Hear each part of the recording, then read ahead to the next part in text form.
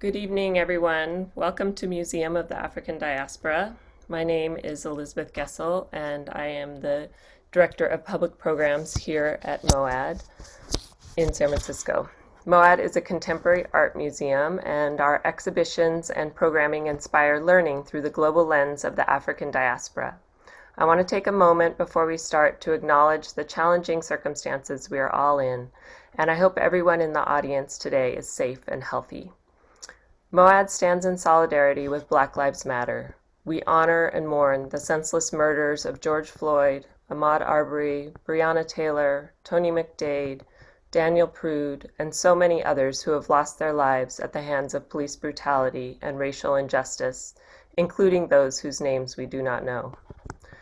As many of us are settlers, immigrants, or descendants of those forcefully brought to this continent, our institutions were founded upon exclusions and erasures of the indigenous peoples whose land we are located.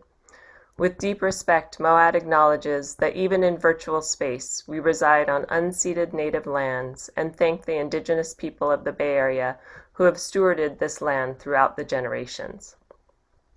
I welcome you all to tonight's discussion, Finding Mercy, Black and Jewish Voices Against Mass Incarceration. This program is co-presented by MOAD, Flyaway Productions, Prison Renaissance, and Bend the Arc Jewish Action, and it is made possible by a generous grant from the Creative Work Fund. As you were joining us, we were viewing the digital exhibition Meet Us Quickly, Painting for Justice from Prison, curated by Rahsaan Thomas, who is currently incarcerated, as are all of the exhibiting artists. Rahsaan Thomas and Joe Kreider of Flyaway Productions are the creative partners conceiving of and directing tonight's program, the digital exhibition, and the outdoor aerial dance performance Meet Us Quickly with Your Mercy. Unfortunately, we will have to wait until next fall for the dance performances. To honor Rahsaan's role in this trio of presentations, we would like to start with his words, read by Emile De Weaver, who with Rahsaan co-founded the organization Prison Renaissance. So please join me, Emile.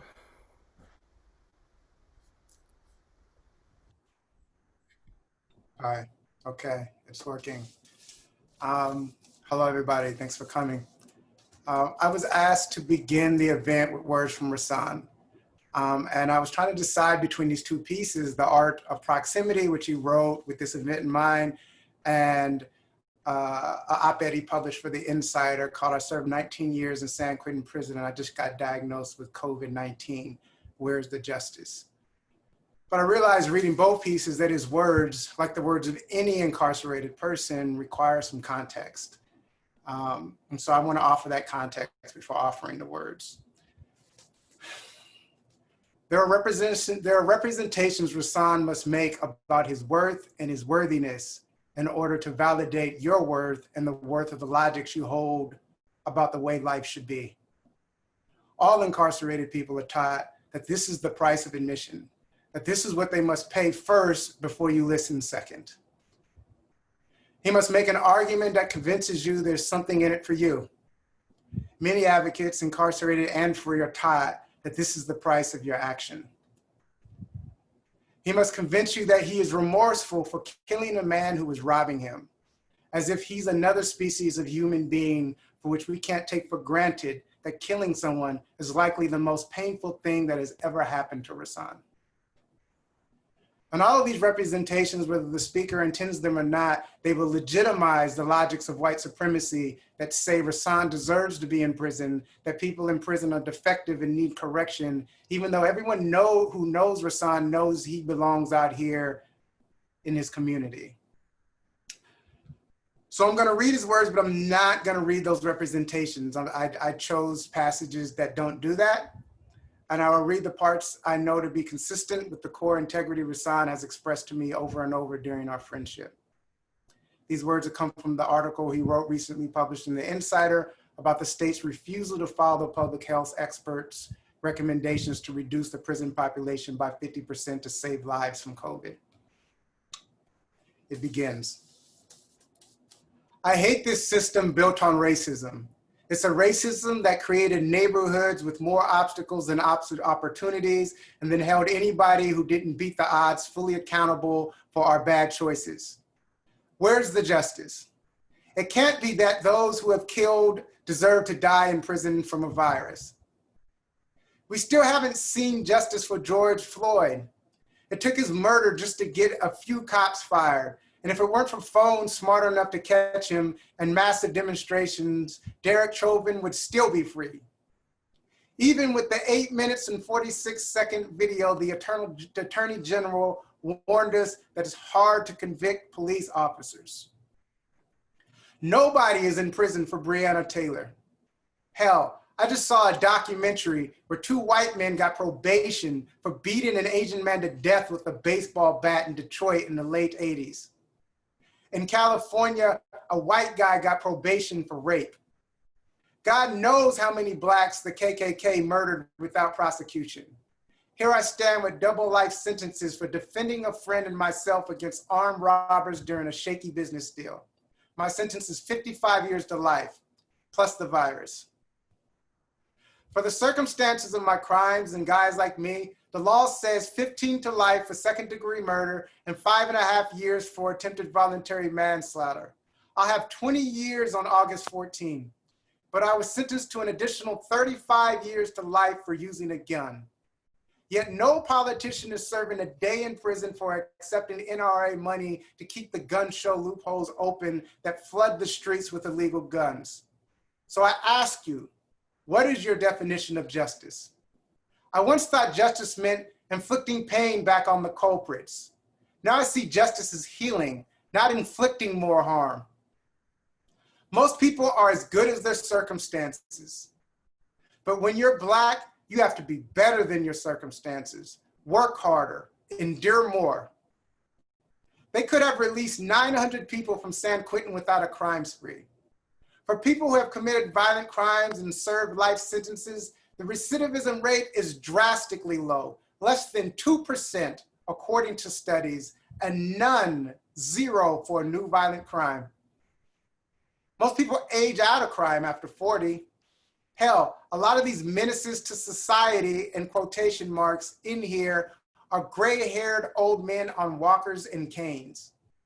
We're the safest group to release, but I guess, quote, violent criminal, unquote, is the new dog whistle, word for Blacks. Despite the lowest recidivism rates, the doors remain closed to those who have committed violent crimes, even during a deadly pandemic. That is the end of what I'm reading of Rasan's words. Thank you. Thank you so much for sharing Rasan's words with us, Emile. We want to honor the spoken word tradition with one of Moad's original poets in residence, Tongo Eisen-Martin. Tongo is an award-winning poet, movement worker, and educator. His latest curriculum on extrajudicial killing of Black people, We Charge Genocide Again, has been used as an educational and organizing tool throughout the country. Please join me in welcoming Tongo Eisen-Martin. Take it away, Tongo.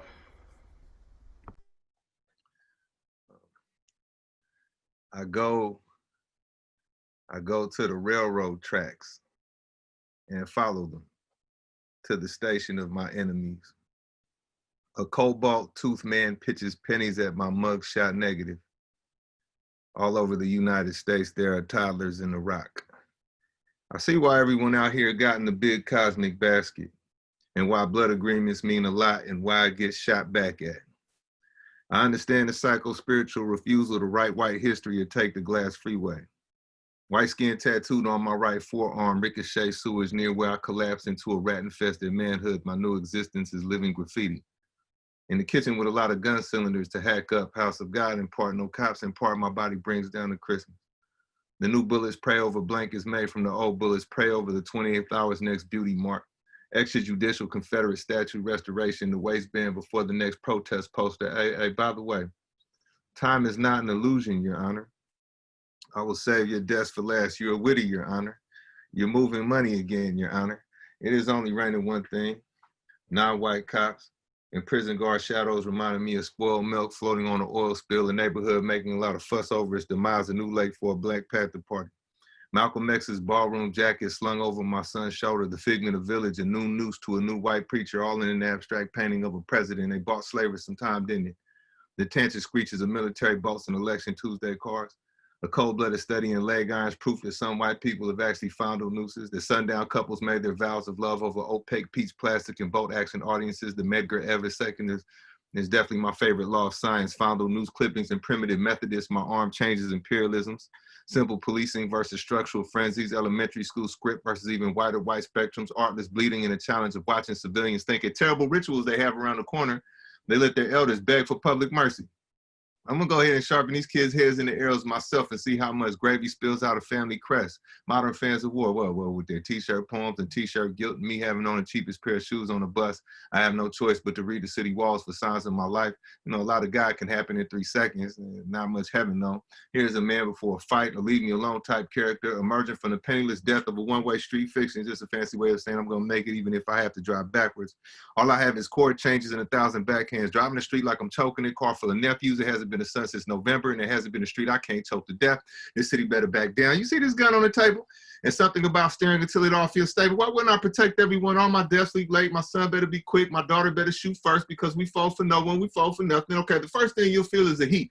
This lady would tell me, trying to tell me about possession. They drink life neat is what I mostly hear. Most of the world leaves me alone. To breathe smog like a giant, to go to jail every once in a while when the genocide kicks up in late May, when politicians have too easy a time, I'm gassing backwards out a one-way street in honor of myself. And in honor of you, you know, if you understand the nature of the world. And how long I've been just like my father, one hell of a resemblance says the anxiety of the neighborhood. This is a crossroads or a crossroads narrative. So much crossroads, people get in the habit of turn back only to find themselves remembering me, but not my last words. A man before a fight, you feel the heat. But there's nothing to keep in mind. There's nothing to remember. Really, there's nothing to be. It's just this moment, then another, then stare, then it all becomes stable, then the table legs go fuzzy, and Friday is an unfamiliar face peeking in the window. It's cool to panic for a second. Composure is wasted on your worst enemies. People are marked on that sidewalk. You're the only thing lifestyle. You know, everybody knows this in a wire hanger empire. When the blood stops walking, that feeling isn't father enough to be permission to fold. You better swing one more time. You know, that father of yours rose from the grave and said, just give me 5 more minutes. He said, running water is a myth. It's us who are running up, down, all alongside this water. And people don't rise from the grave. They're not laid down either. It's us who flip all around their body. So beware when the people around you all look like they're about to jump. It might be your time. You feel the heat. And when 4 walls demand to be 4 walls, and the earth outside mutes, don't panic. You know, don't try to recreate the earth outside. Don't tell jokes to yourself. Don't even talk disrespectfully to the 4 walls. Instead, unclench your fist and walk away. There might be heaven if you understand the nature of the world. Much love to everybody. Wow, thank you, Tongo. Thank you for that incredible poem and speaking that truth. Thank you. Now I will introduce our moderator for today's conversation. Robin S. Levy is a women's human rights consultant who writes and speaks on women's human rights in the United States. Robin was the founding human rights director at Justice Now, which partners with people inside women's prisons to build a safe, compassionate world without prisons. And I want to let people know that if we do have time for Q&A at the end of the discussion, we'll be taking the questions from the Q&A box. So you can write your questions there and we'll see what time we have. Thank you all. And thank you, Robin, for moderating this fascinating discussion that we're about to have. Thank you so much. And thank you, Emile, for bringing Rassan's words into the room. And thank you, Tongo, for that just really powerful, this was really powerful and just really brought the energy that we need in this space to continue to do this work. So thank you to both of you. And also I really want to thank, of course, the Museum of the African Diaspora for having this panel, and Joe Kreider and Rassan Thomas for envisioning this event. Okay, so when preparing for this talk, Tongo actually said there are so many ways this can go wrong. And I have basically unofficially grabbed that as the motto for this conversation. because honestly, the best work happens when many, many things can go wrong. And as I've been working with efforts to address systemic racism for the last 20 plus years, let's just say, it seems like one of the biggest mistakes is that we avoid those difficult conversations and uncomfortable situations. And so today, as we discuss Black and Jewish voices against working against incarceration, I urge you to celebrate and lean into the discomfort, because again, that is where the most powerful work happens. Okay, so I'm going to do some brief introductions, and really the emphasis on brief because you'd rather hear the panelists talk about their work than me talk about their work. So for fuller biography, please go to the MOAD website, and we have fuller biographies, and I'm sure more stuff is going to come out as they talk. I'm going to go alphabetical and start with Emile De Weaver, who, as I said, co-founded Prison Renaissance while in prison serving a 67 to life sentence. He is now out, and he's doing some lecturing and also writing a book on white supremacy. We also have Lynette, who is a senior resource organizing associate with Ella Baker Center, where they work to draw connections between Ella Baker Center's work and funding the movement, which is super critical. And I also want to just urge our panelists to turn those cameras on. And finally, we also have Eric Ward, who is the executive director of Western States Center and is a national expert on the relationship between hate violence and preserving democratic institutions, governance, and inclusive societies. So thank you all so much for being here. So we're going to start with a question which basically comes from the fact that we started planning this, well, I guess 2 years ago, but really started thinking about it. But before George Floyd's murder and the subsequent resurgence of the Black Lives Matters movement and attention towards systemic racism, especially in the prison system, but all throughout US and world society. So how has that movement changed how you feel about this conversation? And do you feel there's been additional connections between Blacks and Jews as this summer has moved into the fall and this movement continues to exist and grow? And we didn't really talk about how we're just going to jump in, but I'm gonna trust the process. Or else I'll just turn to a school teacher and call on someone. I'll lean in here with a little bit of curiosity. I'm so glad to be with everyone tonight and the chance to learn from so many amazing voices that are on the panel. The Black Lives Matters and really the murder of George Floyd was significant, and I don't think enough respect could be given to Black Lives Matters for incubating and bringing forth the 21st century civil rights movement. I think it has tapped into the frustrations with ongoing racial inequity and unconscious bias in American society that continues to still the lives of Black people. But the movement has also done something else that I think is critically important in this moment.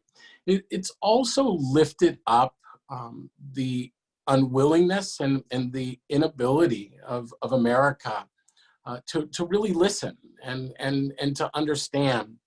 I think about George Floyd, and I think about the fact that here was an unarmed Black man who was murdered by the police by someone leaning on his neck for 8 minutes and 46 seconds.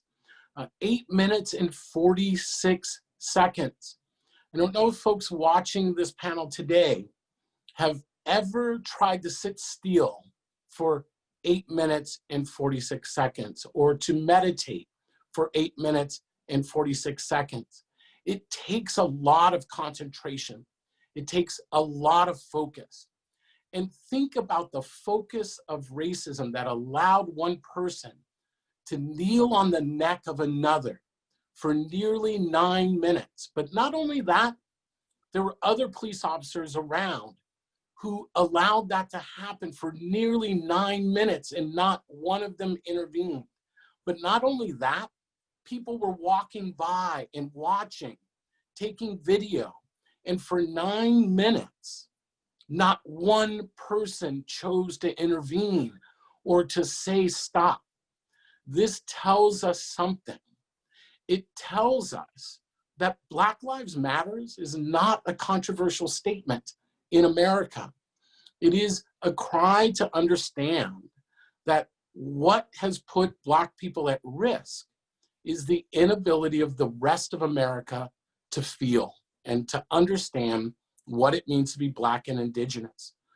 The Jewish community, and this is specific to the question you asked, I think is having a different dialogue right now. That dialogue has been shaped by an unleashed white nationalist movement that uses anti-Semitism as a fuel and Black America as its victims, and undocumented immigrants who it exploits and terrorizes each and every day. I think that the Jewish community is going through a renaissance right now. It's not an easy one, but I feel in my work engaging with white Jews and Jews of color, that they see themselves very much as part of the 21st century civil rights movement. They see their own skin in the game. And what it takes now is kind of that wrestling, that uncomfortability, that curiosity and humility around entering into the same space and having conversations around how our own forms of prejudice impact our lives and how they bind us together. And it is a dramatic conversation, debates, arguments at times, but it is an important one, and I think it's critical. And it's critical to the conversation of mass incarceration, which is the linchpin of Black racism in America. Thank you, Eric. And sort of, I'm going to jump to Ash and just see what your perspectives are of that, specifically coming from organizing in the Jewish community, and sort of where you feel that is, and that concept of a renaissance. Yeah, I think it's interesting. I feel like this summer has helped for all the horror, and like I say this with so much heaviness on my heart.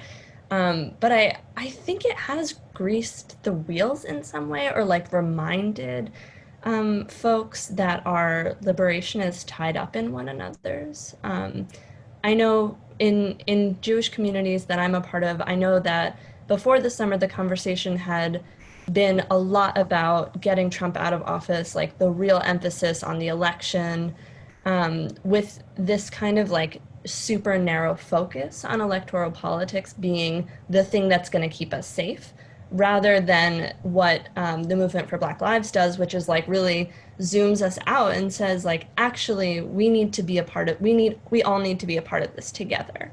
And so that I think that is some of what has shifted in conversations that I've been having, in my community. So that broader look. Yeah, just a reminder that it's like, yes, fascism, and specifically anti-Blackness, anti-Black racism. And Emile, have you seen the fruits of that? Or, what are you seeing in terms of your lecturing and your organizing throughout this summer, and people's revisioning what is meant by, white supremacy and white nationalism and efforts to address incarceration? Have you, how's the energy? I mean, I know the energy has obviously shifted, but in what ways have you kind of seen that, especially in terms of this conversation? One thing that I've seen is that people seem to want to listen more. And I don't know if that's translating, because I'm not in their head, I don't know if it's translating to actual listening or it's going to translate to action. But I speak to a lot of like young people, because they're like in college, they're like undergraduates and sometimes the grad students.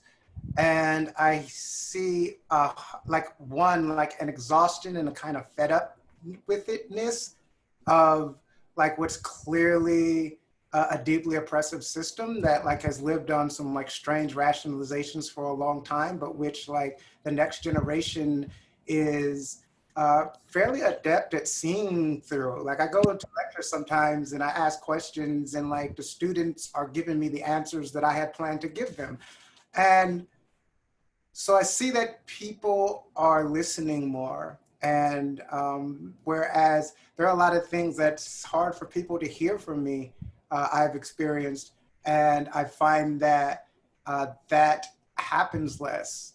And like in the spirit of that, like when we're talking about like having the hard conversations, I also want to like circle back to something that not just Eric says, but what everybody says, what mayors say, and that is this the phrase like this officer murdered George Floyd, and I just want to offer a reframing on that, because that officer did not murder George Floyd.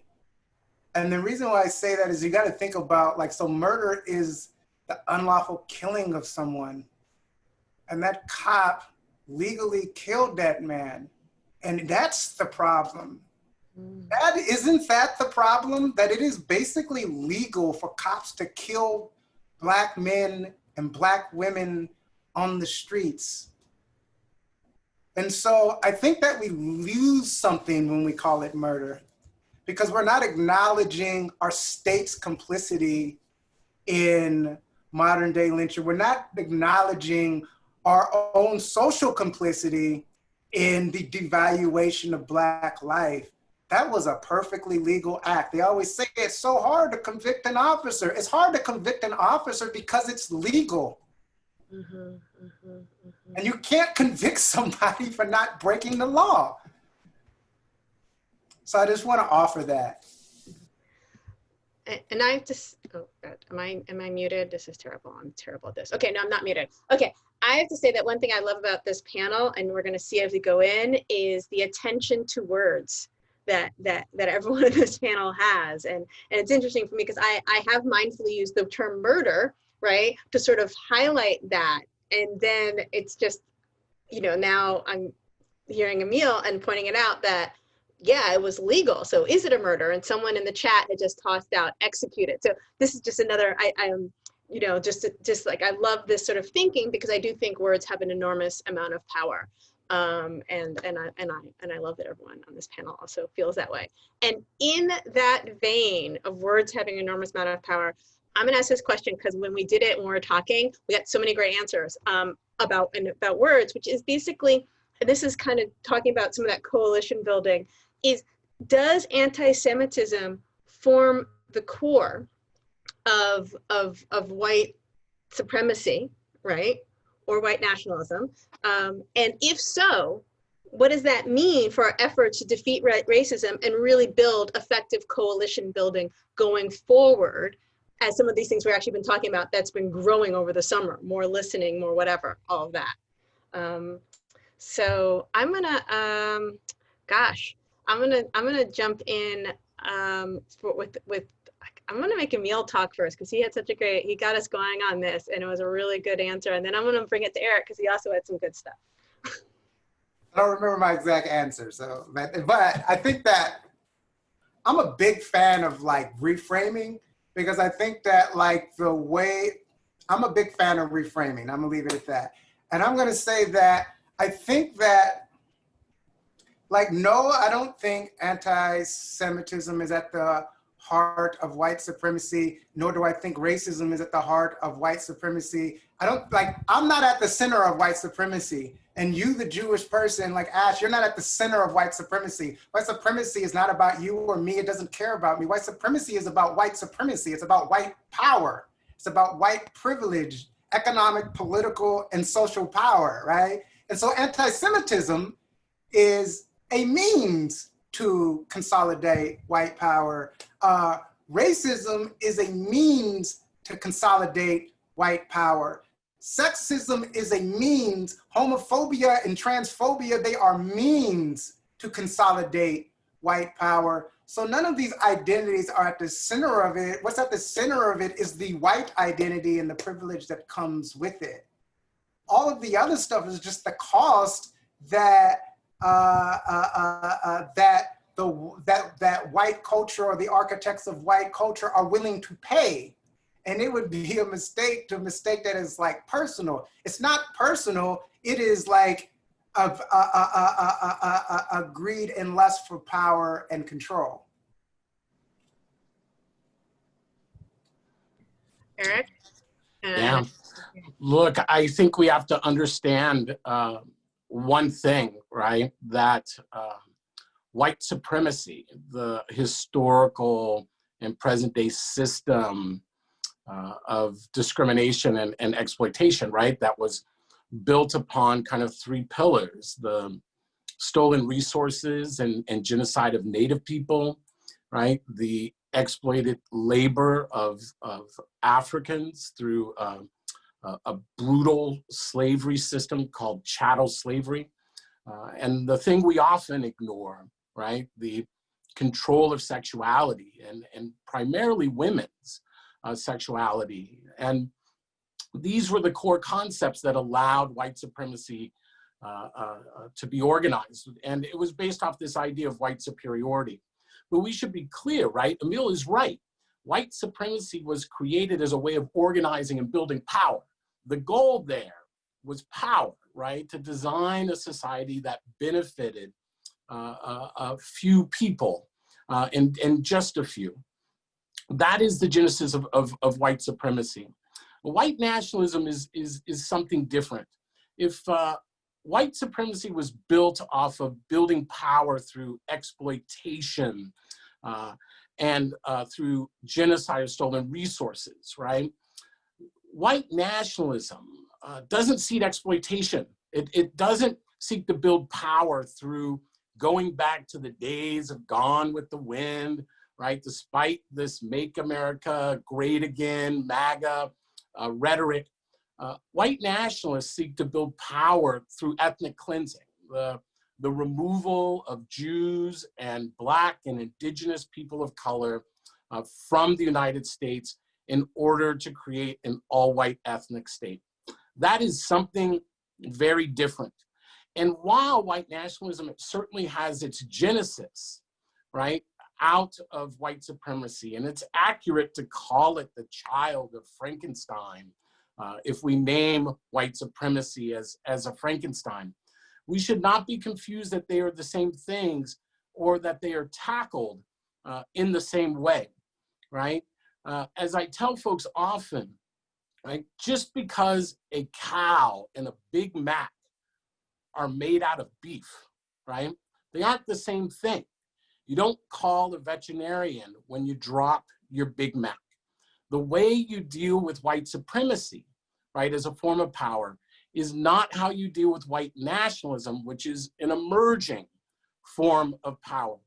But I have another problem with the conflation. Though I don't spend a lot of time arguing with people. You know, we use a lot of terms: white supremacy, white nationalism, you know, white power, segregationist, right? And I agree with Emile, it's about building power.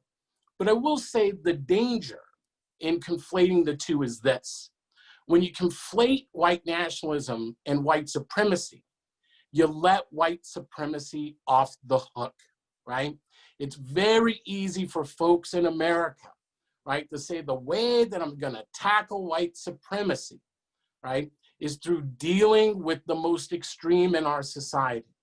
That is an error, right? At the end of the day, this social movement building in our country doesn't come into our communities bringing anti-Semitism, racism, homophobia, Islamophobia with them. They simply organize the bigotry that already exists. But I want to say one other thing. Both white supremacy and white nationalism have their own origin stories, right? And what we should understand is that in the same way that white supremacy is written on the paper of race in America, right? White nationalism is written on the paper of anti-Semitism, right? What I mean by that is that anti-Semitism within white nationalism is its justification for violent power building. The continued existence of white supremacy in America is an unconscious racial bias that is built on a false binary between the idea of Black and white.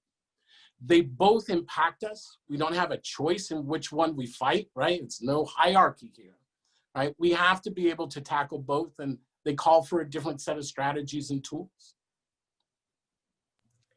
Thank you. Thank you. I said this is a panel of people who respect the power of words, and when we're getting a lot of knowledge dropped on us, which I've been loving this. So Ash, can you give us some perspectives on how some of those realities deal with your organizing as a white person coming into this work? For sure. Yeah, I think when it's interesting because I've been thinking about this question of coalition building. And I think that when it's about like how where we're moving from as we're organizing, right? Are we moving from a place of fear and trauma, or are we moving from a place of connectedness and a goal of collective liberation? Like sometimes it's a combination of both. That's okay. There's this quote from April Rosenblum, who wrote this beautiful zine on anti-Semitism, where it's called The Past Didn't Go Anywhere. And she says, any Jew who comes to understand the nature of their oppression and who realizes that the liberation of their people touches them more deeply than any clinging attachment to the status quo cannot help but become a radical, right? And so I try and hold this with me when I'm organizing and thinking about how we unite together and how we reclaim power from lies that are told about ourselves and lies that are told about our people. Okay, yeah, I can never remember if I'm muted or not. Well, that is a good transition to my difficult question of the evening. You know, as I said, we're gonna lean into discomfort, and so we're gonna address the elephant in the room, right? Which is the issue of Israel and Palestine, but we really want to be mindful that this is a space, and we want to focus on talking about anti-incarceration work, and we want to keep the spotlight and focus on that important work. So with that in mind, what does the reality of the Israel-Palestine conflict situation, put in word of your choice, mean for effective partnership between Blacks and Jews on anti-incarceration? I'm gonna just open it up. Who wants to jump in? I feel like I know it's a hard one. Oh, everyone knew it was coming, but it's a hard one. Look, I think the fact that, you know, it's hard, you know, that folks hesitate to talk about it means that folks are still struggling, right? To understand, folks are struggling for the right language, right? That tells us it has an impact, right? That it has an impact in our conversations, it has an impact on our organizing, and it has an impact on our ability to often wrestle with one another, to choose to wrestle with one another. I don't think it's a conversation that should be avoided, right? I speak, it's interesting. I often joke, right? No one ever asked me to come speak on panels around Israel and the Palestinian territories, but people often ask me in other conversations what I think about. And I've told folks, you know, I'm open to being asked to sit on panels, but no one has taken me up on that. I get it. I'm not an expert in that topic. I probably wouldn't put me on a panel either. Not particularly useful, but I'm not an expert. And so what I can say, though, is I'm a human rights activist, right? And I'm a longtime human rights leader. That should tell you I don't support human rights abuses, right? That is, I feel very comfortable critiquing government policy of anyone's state, Israel included, right? But I also understand the aspects of anti-Semitism, and I'm not foolish enough to think that somehow I walk around with no unconscious bias, right? I have unconscious bias towards women. I have unconscious bias towards the LGBTQ community. I have unconscious bias towards Muslims, right? That doesn't make me a bad person. That makes me a human being that has been socialized in the United States. That's what it makes me. And we try to do better. We try to learn. We try to grow. In the same way, though, when I'm engaging in conversations, the onus is on me to do a good job. And because I'm oppressed in one way, right, doesn't provide me permission to be lazy, right, in leaning in on other issues. So I'll put it in allegory. Look, folks like to talk about crime and safety in America all the time. And they like to talk about crime and safety in the Black community, particularly a lot, even non-Black folks, right, are focused on crime and safety in the Black community. I'm not here telling folks that they can't talk about that, right? What I'm saying is if you're going to talk about crime and safety in the Black community and you haven't done your work on racism and anti-Black racism, I guarantee you're going to come off like a racist, right? Even despite your best intentions. And that is because of unconscious bias. And so understanding unconscious bias makes you a better advocate. It makes you a better ally. And so too, do I think when we're talking about Palestine and Israel, right? And the conversation and important discussion, right? Around critiques, around human rights abuses, right? That we as human rights activists are absolutely going to be concerned about.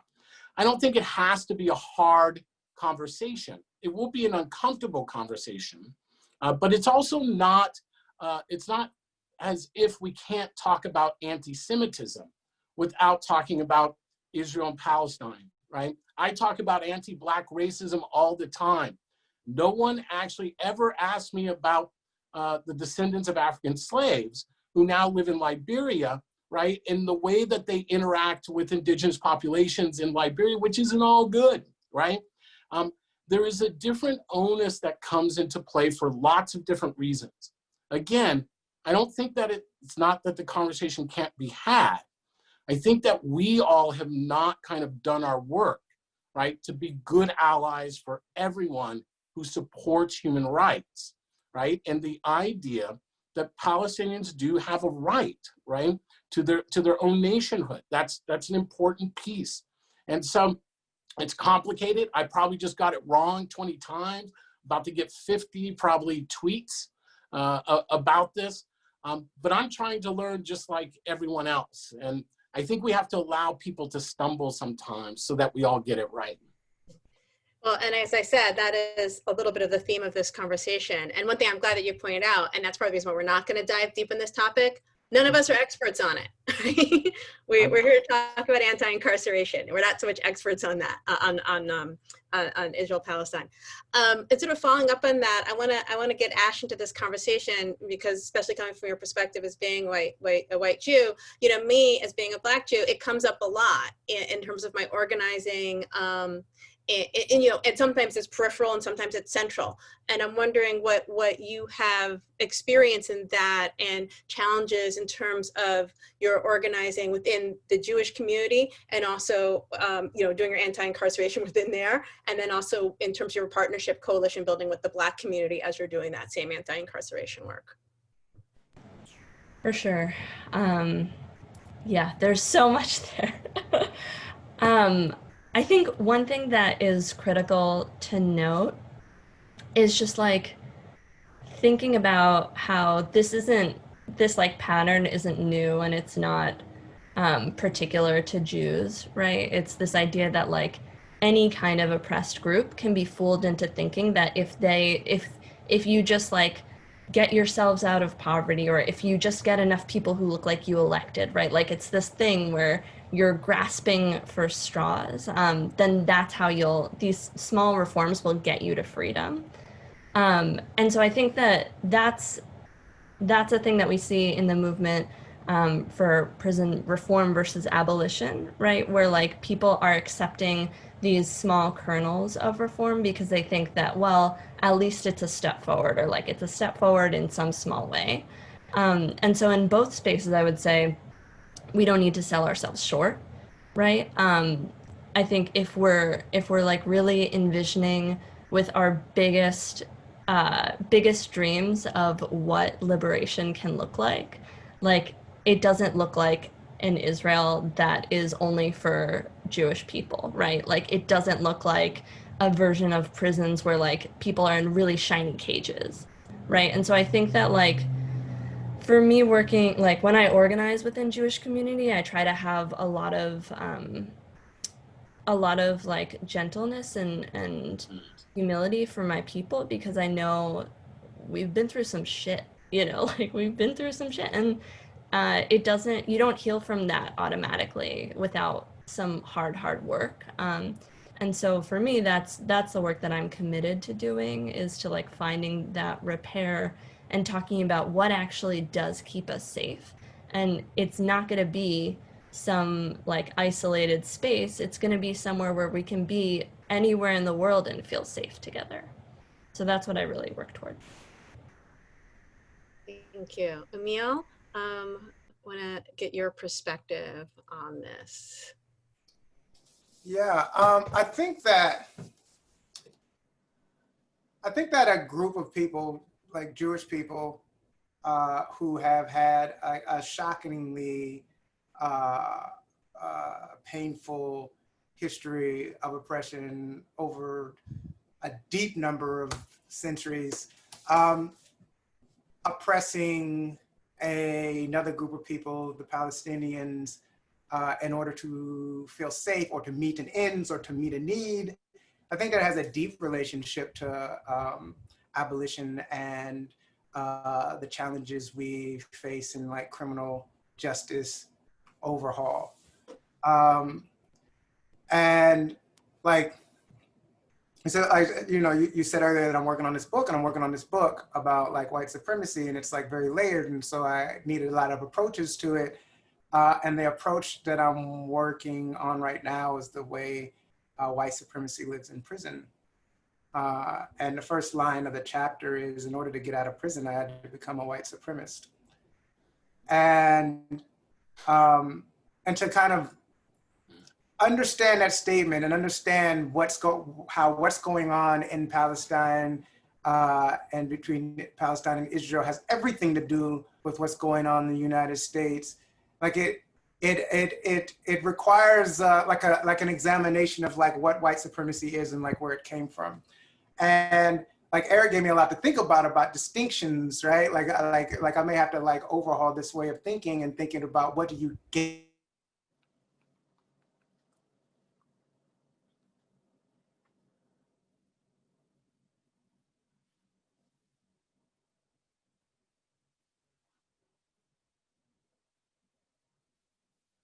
So you just think about like, let's start with just like patriarchy, which was this European patriarchy, which was this model that was modeled on a bearded white God's divine authority over the world. It's like, it was this central authority that said, this is what is. And so the European idea of patriarchy was that head of household who got to say what is, that transfers to kingship. That was the model of what kings were. That was the model of what feudalism was, right? When feudalism fell, that was the model of what nationalism was. The idea of what a strong country was synonymous with what was a strong man within that system of patriarchy.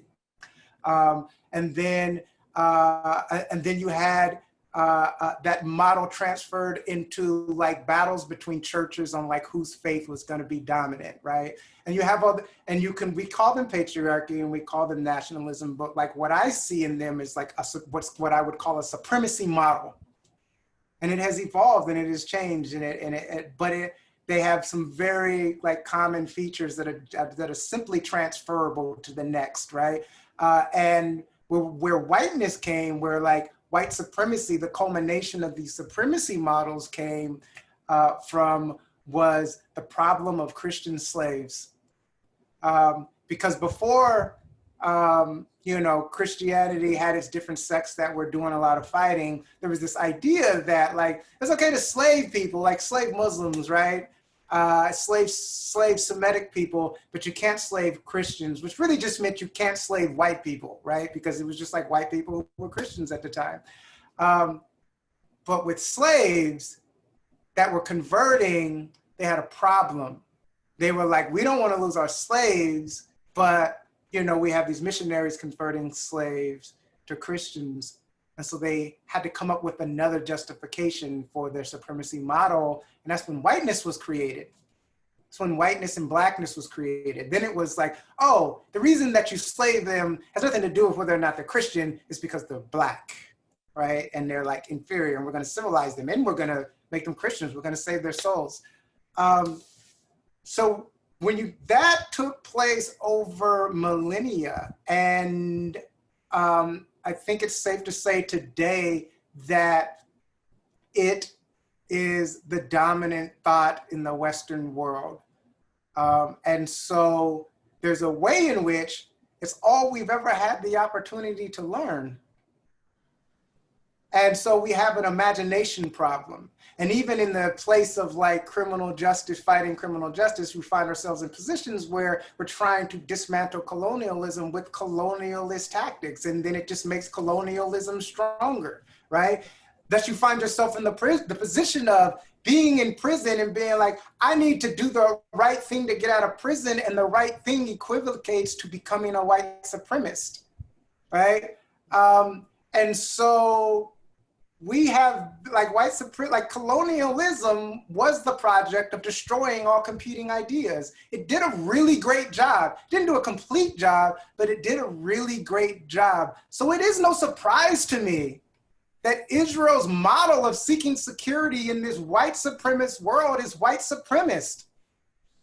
Yeah, I have to say, like, as an attorney, I totally feel that taking on the colonialist, using the same colonialist power to try and change things. And you're like, wait a minute, what am I doing? What's going on here? So I thank you. I want us to switch to, and I think this is actually going to build on a lot of what you were just saying, Emile. So I think we're going to get back to you pretty quickly. Is talking about some of those connections, and we're having this panel, and it's about Black and Jewish efforts, right, to work against incarceration, and I think folks are noticing that I'm using anti-incarceration and against incarceration rather than as much mass incarceration. Again, that's sort of the attention that this panel has towards, and I think we veer a little bit more abolitionist in our thinking and our approach. So that's why we're using that terminology. Okay, I'm getting it. That's where I'm at. So this question and I really just thought about this, and I just want to toss it out. And actually, I also want to say, when I read about the creation of whiteness when I was at the African American Museum in DC, it kind of like really blew my mind, that stuff you're just talking about, the creation of whiteness. Anyway, okay, so do you feel that with both Blacks and Jews being people of the diaspora, right? How do you feel has that developed a connection, and is that shared experience of trauma from the diaspora built more of a feeling of resistance and more of a goal towards resistance in some of this anti-incarceration work, more of a anti-incarceration abolitionist vision because of that history of the diaspora and resistance? Or is there no connection, right, with that? And I'm just kind of putting it out there. And Eric, I'm gonna have you jump in on this. Yeah, look, Bob Marley once wrote the line, free yourself from mental slavery. And we're gonna start my video. And we should understand that this system of incarceration has had a huge impact on Black and Indigenous populations, poor whites, right? But it was a system that was built off and mainstreamed and justified by the captivity of Black and Indigenous people. And so undoing it means starting there. And we need allies, because it's not just about allyship, it's understanding that when we say the word abolition, right, it's not a word I just throw out. I know lots of folks, you know, it rolls off the tongue really well because it should, it's the moral stance, but it does roll off the tongue and it's a really strong word, but I don't use it in that way. And I actually use it fairly rarely. But when I use the word abolition, and when I use it intentionally like I am now, right, I want to say, like, to everyone listening, right, abolition, or being an abolitionist, is recognizing that the way this country leans towards solving problems is through the criminalization, incarceration of people. And that racial bias and gender bias in this society means that people of color, right, will always feel the brunt of that lean. It was designed to lean on Black people, on Indigenous people, women, and immigrants. That is why I call myself an abolitionist, because our role is not to lean into incarceration and criminalization. It is to lean away from it. It is not the way we solve this country's problems, right? I would imagine after 500 years, if we have not figured out that at this point, we should understand that incarceration leads to more incarceration. It leads to more dehumanization. It leads to more criminalization and profit, right, by a very few people who benefit, right? It has overturned rural lives. I think, and I'm not here to demonize corrections officers, right? This is about a system of criminalization that has stolen the soul of the majority of Americans, but Black, Indigenous, poor whites, right, Latinos, and women, right, are the sacrifice of that. And that's why we have to move back. I think for the Jewish community, I'm not going to speak for the Jewish community hardly at all, except in this way, right? This one time. And I'm going to get a lot to eat, but I'm going to do it anyway, right? I think intrinsically through narrative and culture, the Jewish community understands what it means to be held in captivity, right? To have one's culture and language subjugated, right, to the role of slave in a society. In many ways, folks have often said that Judaism, right, was one of the first slave religions, right, of the rebels against slavery, right? And so it makes sense to me that the Jewish community understands this system, right, nearly as well as those who bear the brunt of this system. And that's what joining together means to me. It also becomes a space where we get to talk about racism and anti-Semitism and a host of other issues. But at the end of the day, we should all be clear. If we can't get this right, right?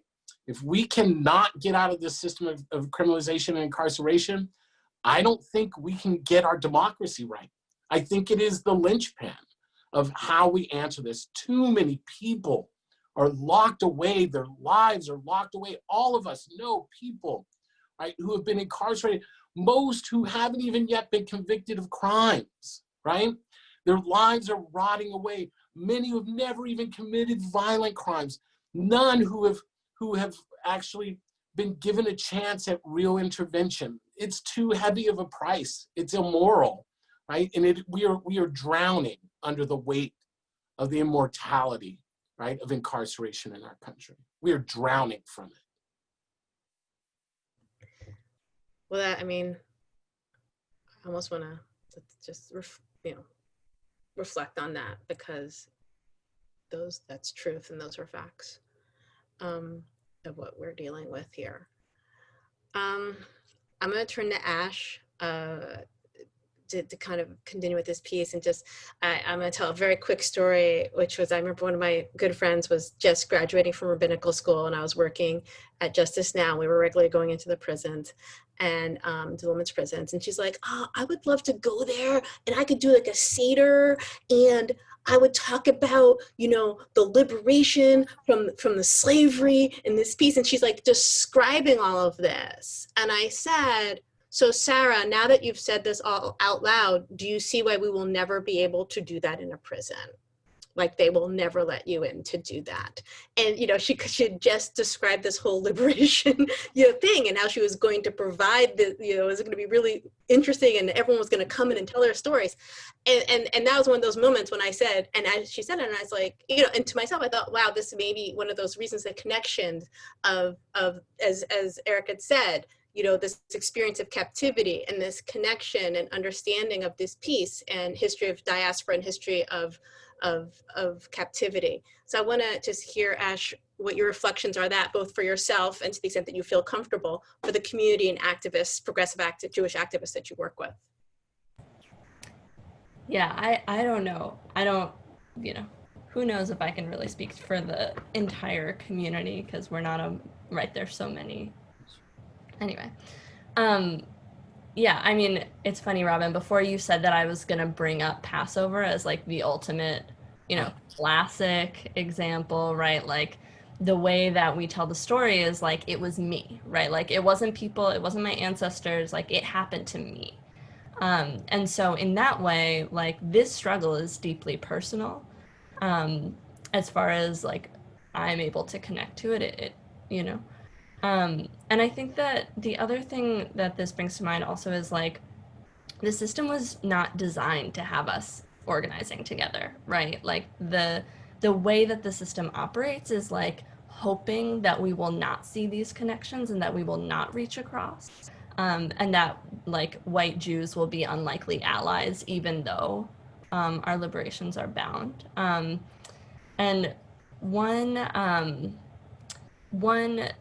saying that one of my professors used to say that I really love is, you know, when you're organizing, when you're doing any kind of work, like find strength in identities you hold where you are marginalized, and humility in identities you hold where you're privileged, right? And so I think when I think about that, that is part of the connection of like where my Jewish identity brings me to this work, to say, like, in my bones, in my ancestry, I know what it is like to be enslaved, and so I'm gonna fight forever until no one else is in that situation.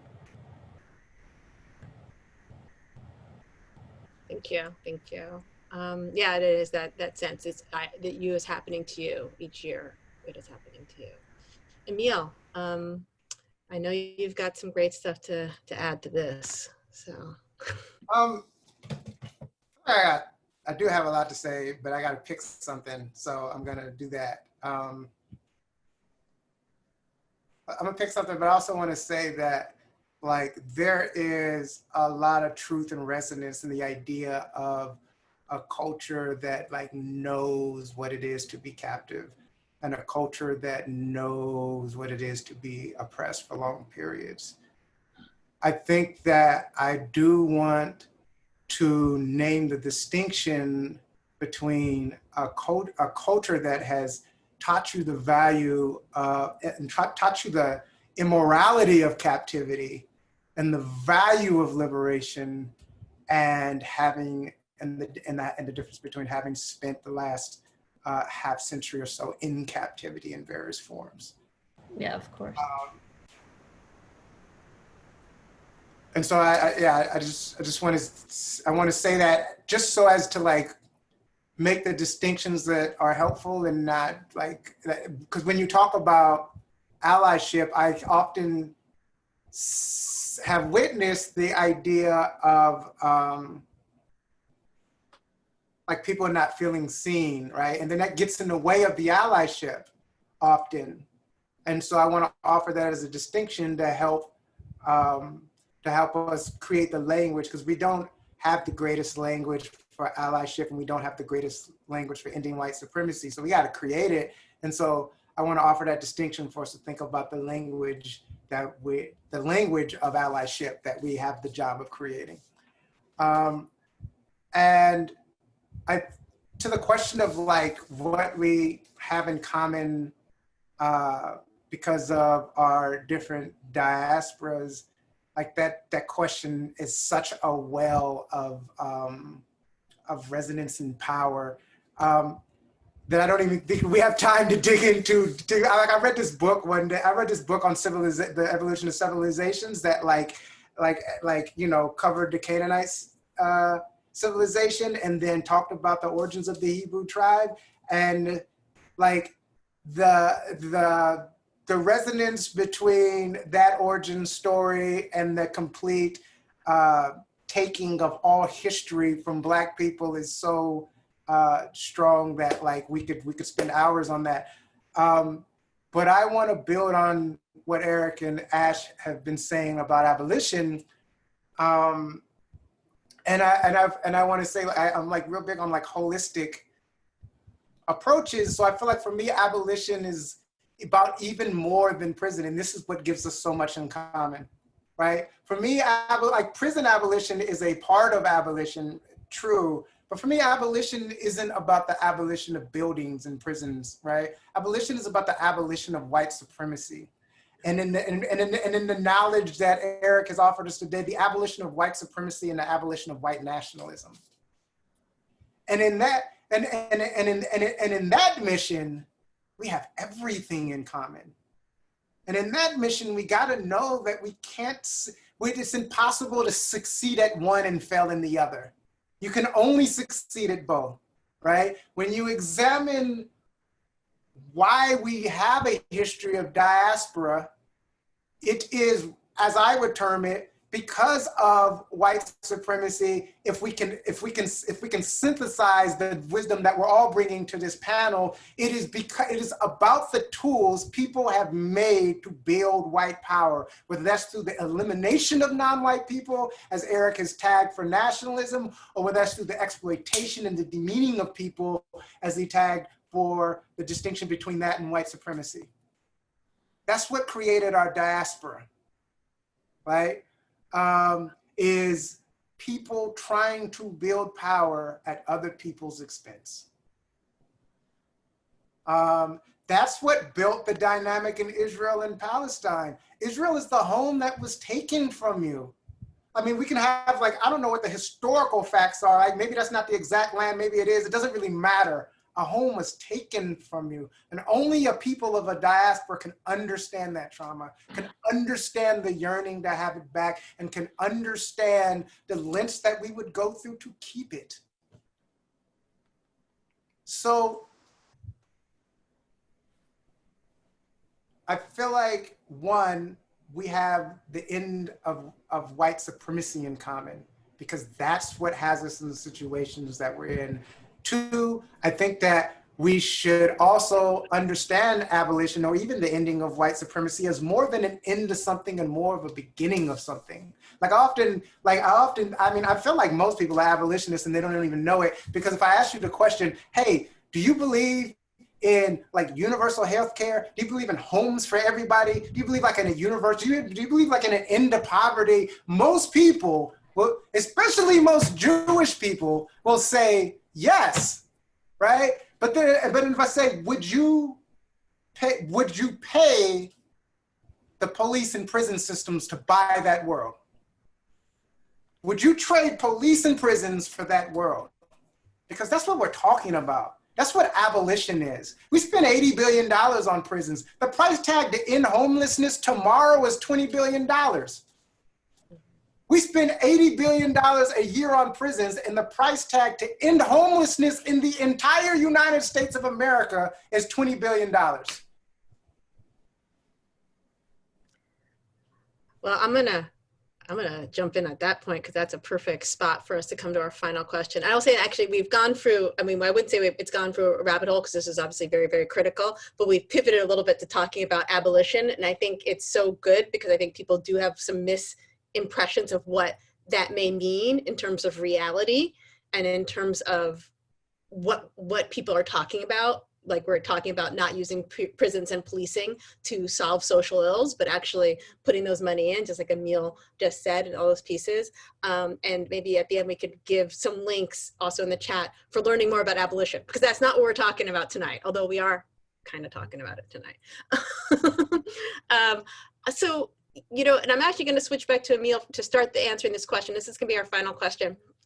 But you know, one of the things we talked about when we were doing our prep from this and sort of coming out of this is so many of the ways in which white supremacy, one of its tools is dividing us, right? Because if you keep dividing us and having us fighting against each other, then we're not really doing the important work of fighting white supremacy. And so as we're kind of closing up, what can we do to make sure that we are working together to address and end and counter white supremacy and not fighting against each other instead? So I'm going to start with Emile, just because I remember you had some great stuff to say when we were kind of doing our thing. I think that, okay, what can you do? I think that one, we got to do a better job at one, examining power, looking at power, and holding ourselves deeply accountable for the power dynamics in our lives, the power dynamics in our organizations. When we're thinking about like outcomes, when we're thinking about social outcomes, holding ourselves accountable for how power is redistributed, right? And also like holding ourselves accountable in a very zero-sum way. Like if this person or these people got more power, where did it come from, right?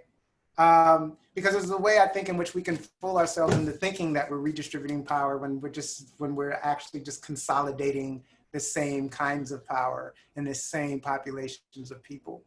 And I think that, like, I am not a historian. I do not know a lot about Black and Jewish relations. I do know that that there is a sense that I have experienced a sense, and people I know have experienced a sense of still being slotted into a power structure when, like, in allyship with other people.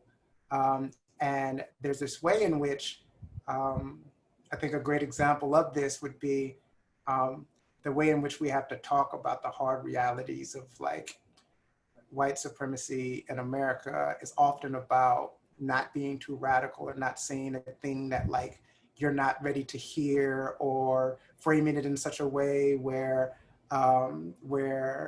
as to be like, as where you don't have to feel shame about a thing or about a position.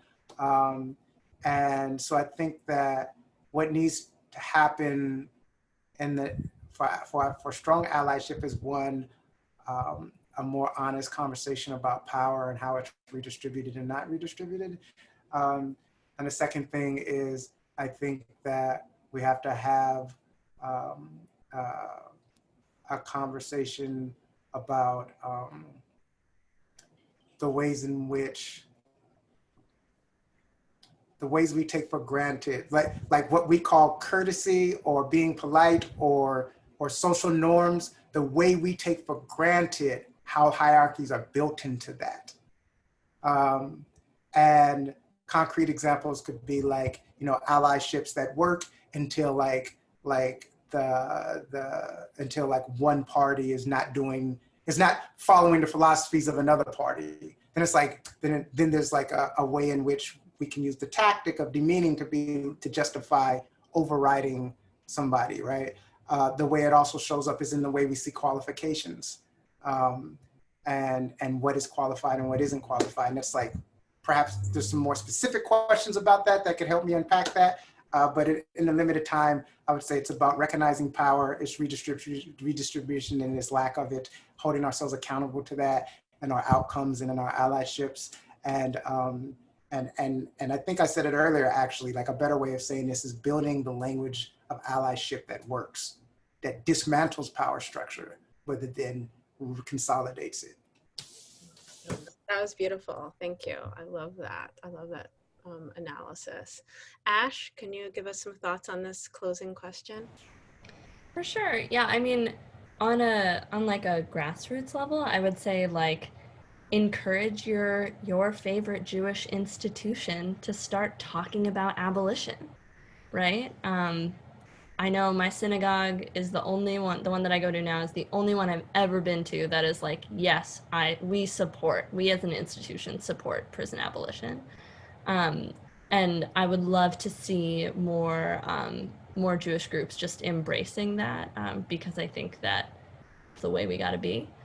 I would also say, like, if you're listening now and you're not already involved in a local organizing group, like now's a great time. Yesterday was also a great time. Tomorrow's an excellent time, but today is the best time. And yeah, and there are so many you can choose from, particularly in the Bay Area. My final offering is like, through these connections, you're like, Jews ask a lot of questions, right? Like that is kind of the basis of how we operate. We ask a lot of questions. I encourage folks to listen to the answers and to let yourselves be changed by the answers, and to find people in your community who will hold you accountable. Like Emile was like, that's wrong, I don't like it, check you, right? And I can hear that because I know Emile and I trust him to like be honest with me, and also for the purpose of greater teaching. And so I think just like really immersing yourself in learning, and yeah, allowing yourself to really let this moment change you. Thank you. That's really, listening to the answer is something Jews could work on. I speak for myself on that. Eric, can you bring us home on this? I will, I don't know. Those were such great comments. You know, I would say this, you know, it's important for the Black and Jewish community to understand a couple of things, right? If we lean into kind of ahistorical memories, right? And kind of hold it with kind of a looking back romanticism or nostalgia about what we think the relationships between Black and Jewish communities were, it's going to prevent us from kind of moving forward, right? The truth is, right, there was a relationship between Blacks and Jews, and it was a critical one. It lasted during a very, you know, that kind of intense relationship was like a very short period of historical time, right? And we have this myth, right, that there was a love fest between the Black and Jewish community in the 1960s. There was a love fest between Black and Jewish civil rights activists, right, in the South, and it was very real. I'm not going to ignore the fact, right? We hear often, well, Jewish folks, you know, weren't that present in the civil rights movement. It is not true, right? Nearly 80% of the civil rights lawyers in Mississippi, right, were Jewish, right? That mattered.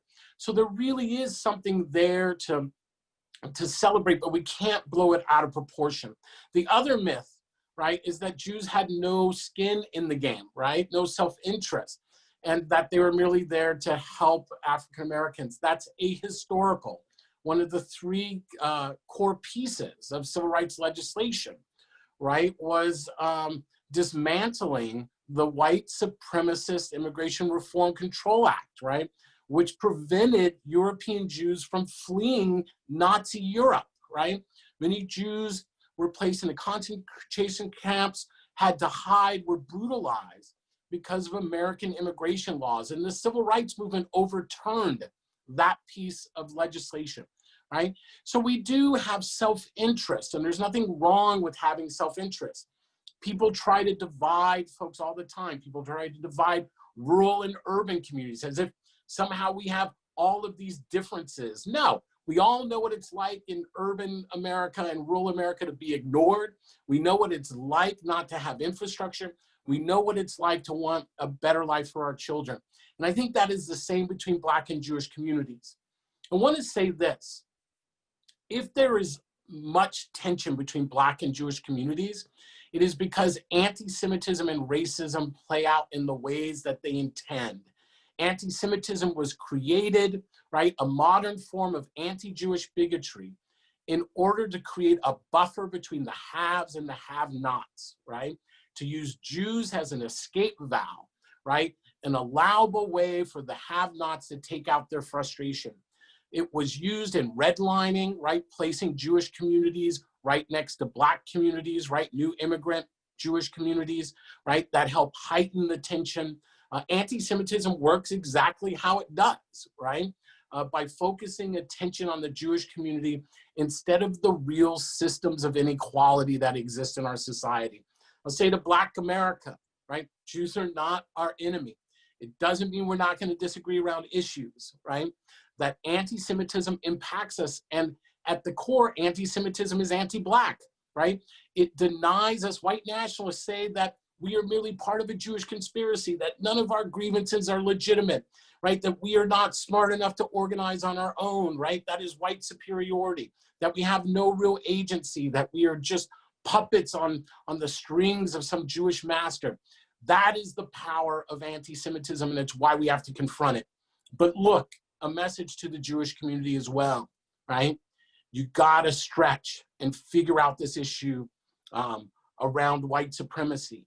I hate to break it to the Jewish community, but you are not white in the eyes of white nationalists, a rising social movement, right?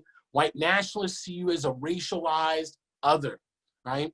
And even under white supremacy, Jews are temporary white at best in America, because white folks don't wander around wondering if they're white or not. And white folks don't have to wandering around America wondering if their houses of worship are safe, whether their children are safe, right? Jews are not afforded the same white privilege that white Americans are. So I'm just gonna say at this, we gotta lean in and get this right, and it means being uncomfortable. It means having the space to use language and to test without beating each other up and down, right? We have to be humble, we have to lean with curiosity. But at the end of the day, right, the real bridge are Jews of color, right? Jews of color who sit along that divide. And we can't just exploit them. We have to invest in them, right? We have to make sure that they have power and presence in both of our communities, right? That is the way that we bring our communities together. And bringing our communities together is not about rainbows and unicorns. It's about understanding at the end of the day, the common good is about ensuring everyone's got the right to live, love, and work free from bigotry, right? And incarceration is the most significant form of bigotry and violence in America. Well, thank you.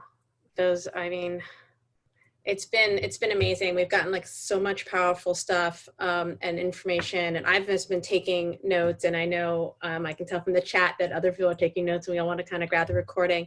So I just want to close up, and then Elizabeth's going to jump in and really, give us some, what can you do? But I want to just say, first of all, thank you everyone for participating. I know everyone is very busy and has like some very, very serious Zoom fatigue at this point of time.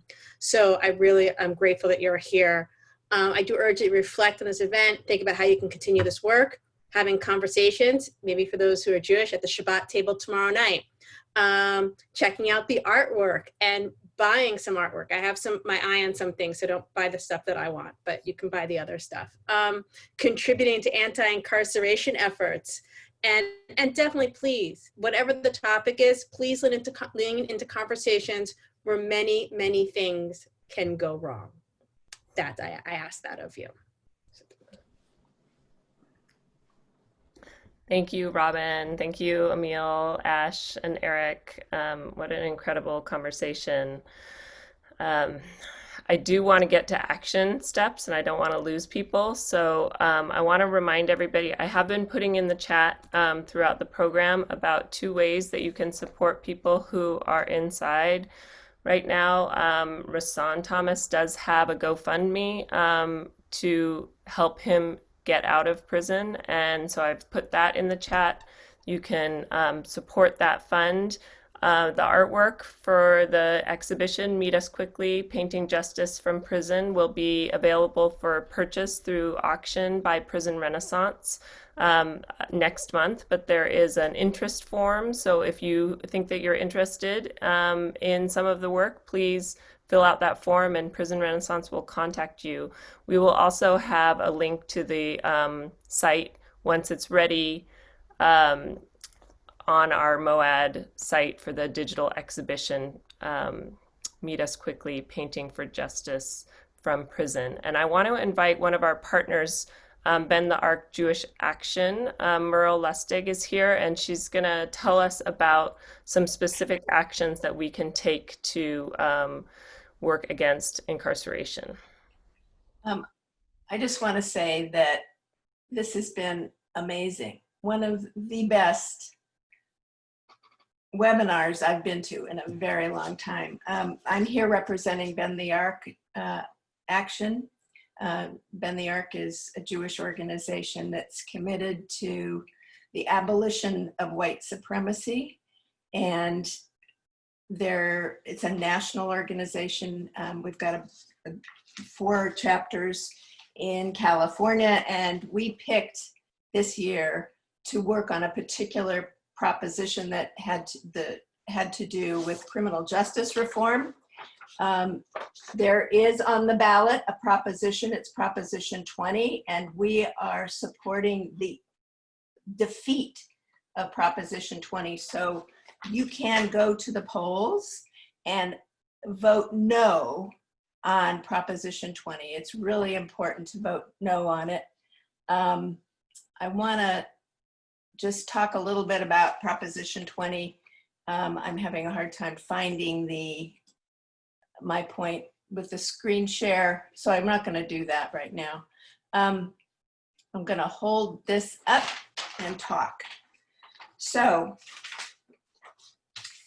Proposition 20 basically rolls back a lot of work that we've been doing as a Jewish community to reform the criminal justice system in California.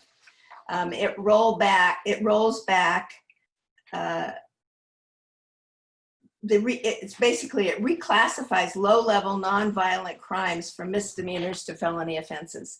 Prop 47 was a proposition that we worked on that had to do with keeping low-level offenders who stole $250 worth of diapers out of prison, out of jail, and away from a felony conviction.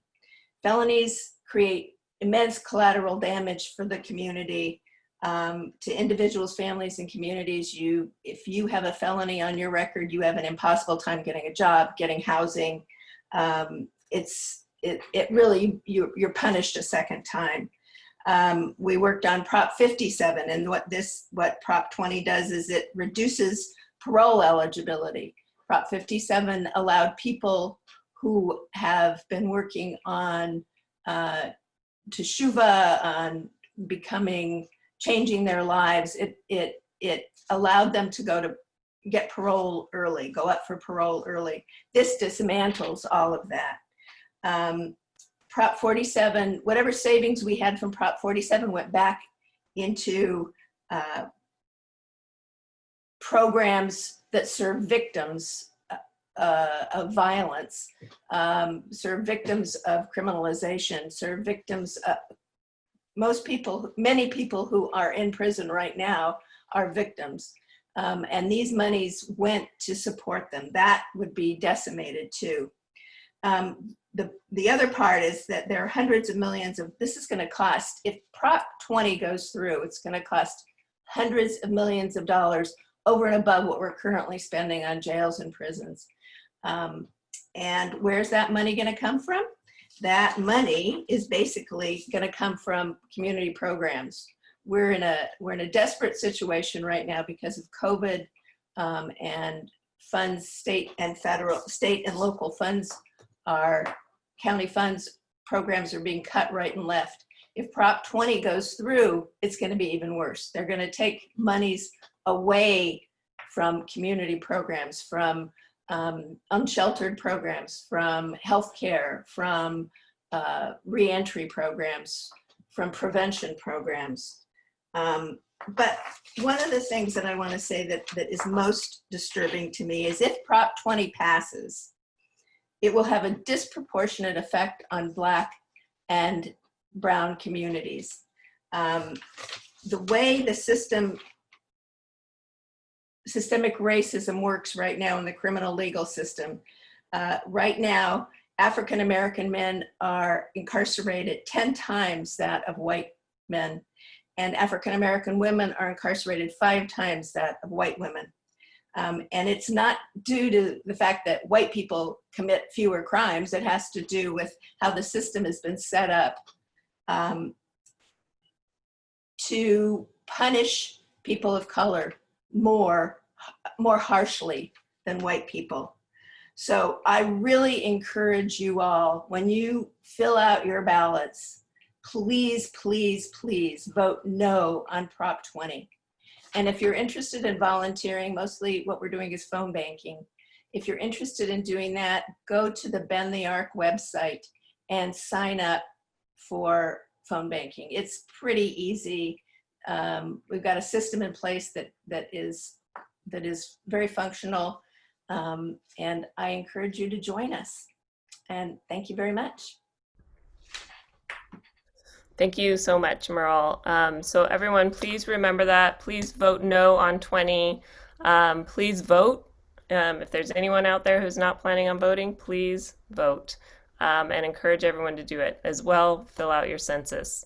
All these are important ways to engage in what is going on in our society right now.